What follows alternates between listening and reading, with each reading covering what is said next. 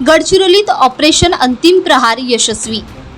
8 जहाल माओवाद्यांना अटक, 51 शस्त्रे आणि 65 लाखांची रोकड जप्त। गडचिरोलीत पोलीस दल व CRPFच्या संयुक्त ऑपरेशन अंतिम प्रहार मोहिमेत मोठे यश मिळाले असून फोदेवाडा चकमकीत C60 जवानांच्या हत्येत सहभागी असलेल्या जहाल माओवाद्यांसह एकूण 8 माओवाद्यांना अटक करण्यात आली आहे। या कारवाईत 51 अग्निशस्त्रे, मोठा शस्त्रसाठा आणि 65,34,000 रुपयांची रोकड जप्त करण्यात आली आहे।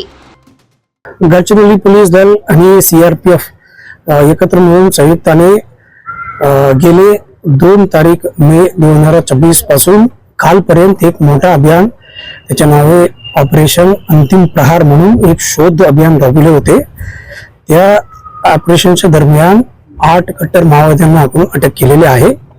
ये 8 कॅडरपैकी 5 कंपनी 10चे उरलेले माओवादी होते, गडचिरोली पोलीस दलाच्या अभिलेखावरील जे उरलेले होते ते समावेश आहे आणि फक्त एक महिला कॅडर राहिलेले आहे।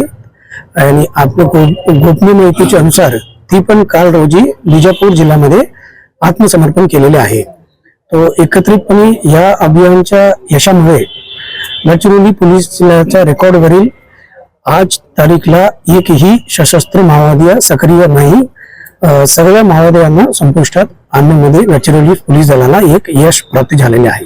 नक्षलवाद जोपर्यंत आयडियोलॉजी आणि आर्म्ड स्ट्रगल हे दोन्ही आपण संपवत नाही तोपर्यंत आपण पूर्णपणे 100% असे म्हणू शकत नाही। हे म्हणू शकत आहे की आर्म्ड स्ट्रगल जे आहे, सशस्त्र माओवाद्यांचा जो विरुद्ध लढाई होता ते पूर्णपणे यशस्वी झालेले आहे। आपल्याला एक मोठा यश प्राप्त झाले, एक ऑपरेशनल माइलस्टोन म्हणून आपण सांगू शकतो। 99% जे अटक केलेल्या नक्सल त्यांच्याकडून विचारपूस आणि त्यांच्या जो माहिती आहे त्या आधारित आपण डंप रिकव्हरी ऑपरेशन राबवित आलेले होते मागचे 10 दिवसापासून कंटिन्यूअस। त्याचा एक भाग आहे हे डंप रिकव्हरी आणि 99% त्यांच्याकडून हस्तगत केलेला आहे।